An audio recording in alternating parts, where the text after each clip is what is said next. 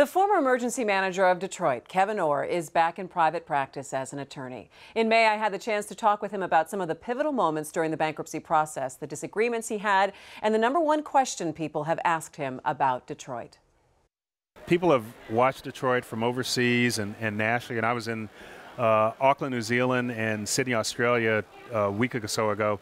And how do I get in Detroit? How's it involved? How's it going? What's the story going on? The amount of attention is incredible, and it's all positive. That's the main thing. So it's really gratifying to see that in a relatively short time frame, the 5 months, 5.5 months since I left or so, there's a positive spin going out there, a lot of interest. I had a friend from college, hadn't talked to in 30 years, and it said, my daughter wants to move to Detroit and live downtown. She's packing her car. I said, well, I hope she has a place to stay because we're booked, okay, right, downtown. We're 98% leased. So it's been really gratifying and good. And the #1 question is, how do I get involved? How do I make this help some other way? So it's been very interesting but very gratifying. Have you had a chance to really just sit back and reflect?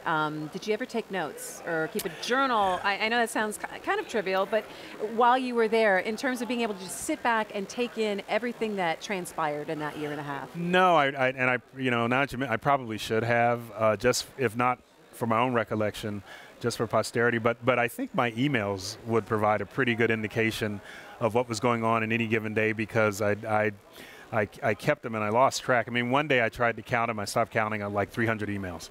And it was just coming so quickly. So I think that's pretty good. But I think the reflection really is that we were able to do this in a way that we avoided civil strife and unrest. We were concerned about that at the beginning. And as we've seen recently in some communities, that's a valid concern. We didn't have that, so I'm very grateful to the people of Detroit. Forget the professionals and the mediators and the presiding judge and the governor who through leadership and all. The people of Detroit in a very unstable, very volatile environment did not follow that path. And so the good news story coming out of Detroit is that, proud and resilient, there's an opportunity here and people are interested. That's really good. So if I look back on anything, I'm just very grateful that we were able to do this. And it was destabilizing, it was traumatic, but able to do this in a way that left the city and its reputation in a good position. That I'm very thankful for. You were sitting on a panel this morning with the rest of the so-called architects, I think, right. of the bankruptcy and the revitalization. People are still fascinated with how all the moving parts worked and how it all happened. Do you have valuable relationships with the gentleman that you share the stage with? Yeah, we do now. It was funny during the case for Darren Walker, for instance, was a profile in courage. From the Ford Foundation. He went against some of his board members and some of his community was saying, we don't do this. It's a bad precedent. What about it? He said, no, it's the right thing to do. And frankly, a repaired approach model with the Ford company and the Ford family, which he was trying to do, which I think that's just tremendous story undercurrent. Judge Rosen and I, as a mediator we'd break up from time to time, and then call each other, hey, it's not you, it's me, can't we make up, let's go out, because he was really pushing us as well, not just our creditors, to our own comfort zone, and make us think creatively about solutions. Judge Rhodes, who ran an exemplary process, we caught a really lucky break by having him as a presiding judge. He kept the train running on time. He kept everybody in fighting trim.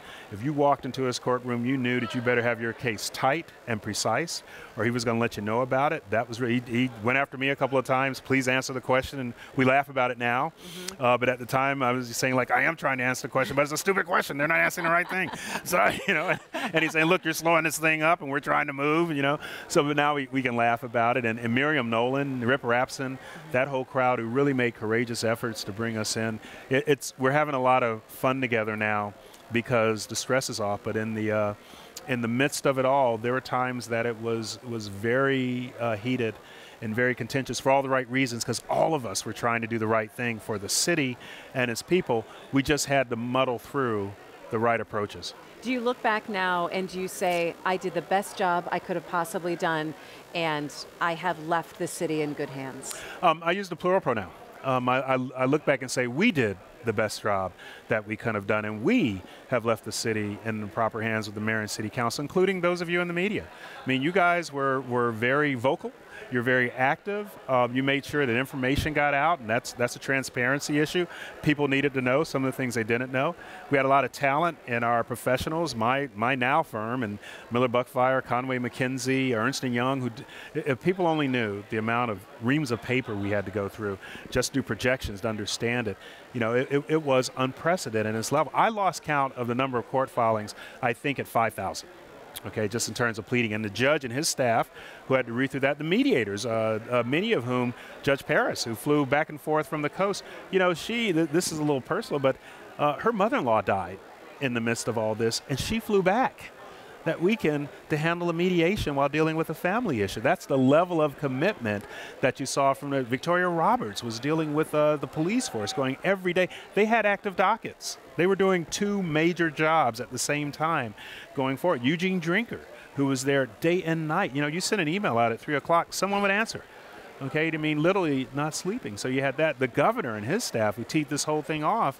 When Fortune said 50 greatest leaders, I said, well, Governor Snyder is the one who started it all. 2.5 years before I got here, he should be at first and forefront in terms of profiling leadership. So all of us.